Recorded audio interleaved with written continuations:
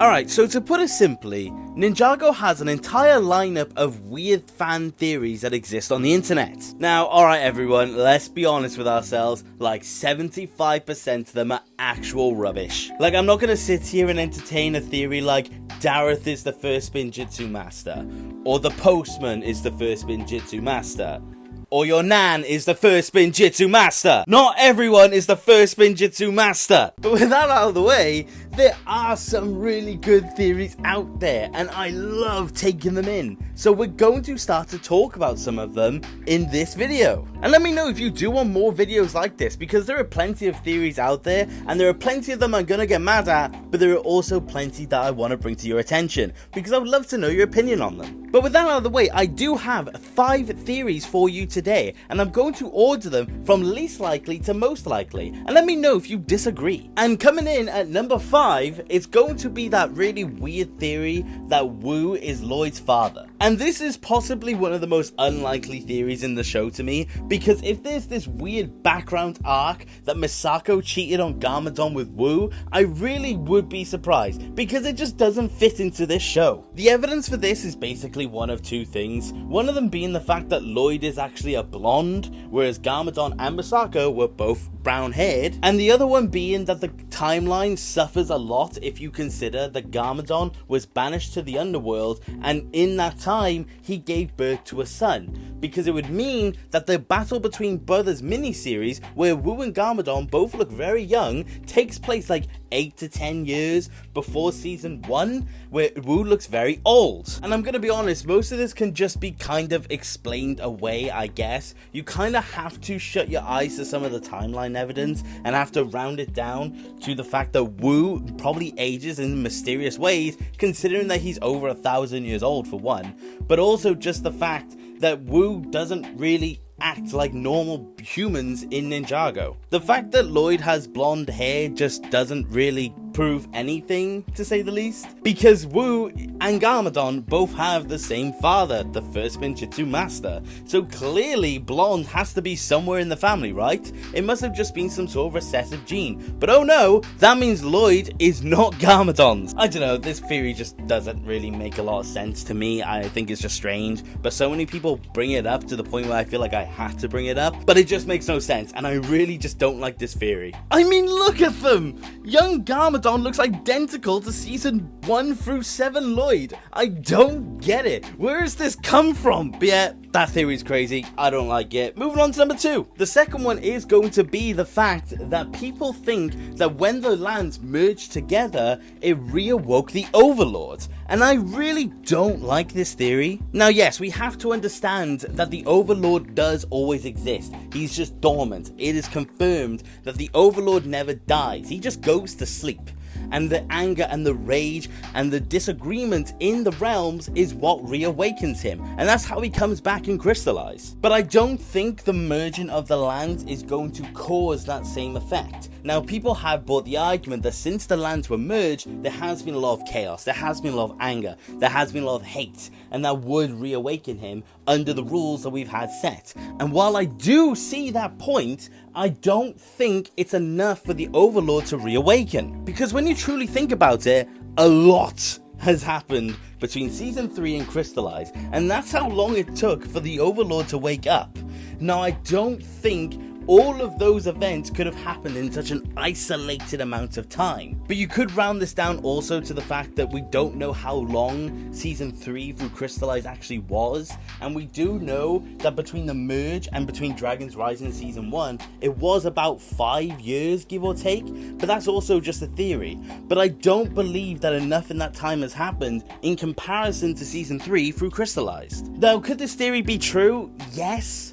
But it also doesn't explain what the Overlord is actually doing. Now, we do know that at the very start of the show, the Overlord was kind of just chilling on the Dark Island, but that was also because he was stuck there.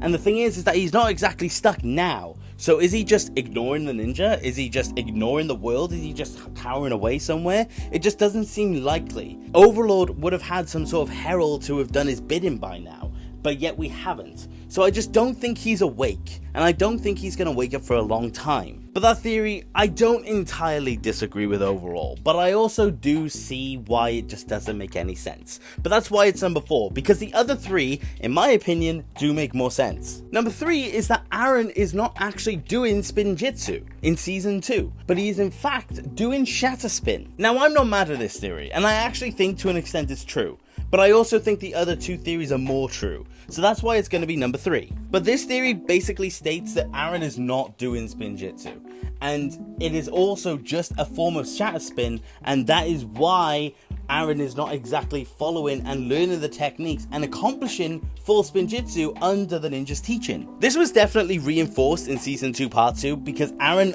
finally does a full Spinjitzu, quote unquote, but you can see Shatter Spin in those images. You can see the red in his Spinjitzu. You could also notorize that from this point onwards, Aaron is a lot more angry, to say the least, during the season, and it would make sense because Shatter Spin obviously shatters one's goodness, and it would make sense in terms of Aaron. I would say the one main counter to this theory though is the fact that Sora is doing the same type of dodgy Spinjitzu that Aaron has been doing, and I don't think Sora is gonna be doing Shatter Spin, to say the least. Sora is definitely being set up as the good one throughout all of these, whereas Aaron is obviously taking his nosedive into the more dark side for Season 3. But it doesn't outright state that that means Aaron is not doing Shatter Spin. It could just be that Sora is bad at Spinjitzu, and it also doesn't mean that Aaron has never done Spinjitzu, because Lloyd himself identifies it as Spinjitzu. He doesn't think it's some weird off-brand version or forbidden Spinjitzu, he just thinks it's a really rudimentary version. But I don't know, this is a very weird theory, and it will definitely be solved with Season 3, to say the least. But I'm definitely curious to see what they do with it. But for now, I do think to an extent Aaron is doing Shatter Spin, but I also think he's doing Spinjitzu at the same time, and I think it's some weird hybrid that he's not realizing. Number 2 is going to be the theory that when Garmadon was resurrected in Season 8, the good Garmadon did come with him, but is just locked away inside of only Garmadon. This mainly comes down to the idea that the good version of Garmadon is slowly waking up and gaining control again, and that is why from Season 8 all the way through to Crystallize, we do see Garmadon become a lot more good. He goes from hating Lloyd, he goes from denouncing him as his son, to towards the end of Crystallize, he outright says, I'm gonna help my son fix his monastery. Now, this in my opinion tracks, because Garmadon would have had to have had some sort of goodness in him to be able to make such a turnover like he's done. He hasn't bothered Ninjago since Season 10, he hasn't bothered anyone since the Oni arrived, and now that Garmadon is more good than he is bad compared to Season 8, it is making you wonder where this is coming from. Because Harumi outright states, and Garmadon actually does as well, that no part of the good Garmadon came back. The only part that came back was the Destroyer. So why is the Destroyer acting more like the teacher, the son, the wife, and the parents? This is why I'm hoping we see Garmadon soon, because I do think that Garmadon is slowly becoming good again. Because I do believe to some extent that the good Garmadon is still in there, but I don't know. And that is why, with how well Dragon's Rising is treating their characters, I am hoping we do see Garmadon again. But who knows? Now this of course brings us to our number 1 pick, and this is the theory that when the merged realms came together, Wu was split apart into each of them. The main evidence for this is that Wu is popping up in every single realm to some extent. Wu doesn't seem to be isolated to one specific area at the minute, and he does seem to be popping up anywhere and anywhere to every single character. Quick spoiler for Season 2 Part 2 if you haven't seen it yet, but this also comes into play towards the end of the season, because when Wu appears to Lloyd at the end of the season, he goes into every single portal gate leading to every single realm. So why would he be doing that? This does definitely lead me to believe that Wu is fragmented across all the realms, because he is also just speaking in broken language, he's giving one-word answers, he's not outright speaking to anyone, but he's also not claiming he's dead.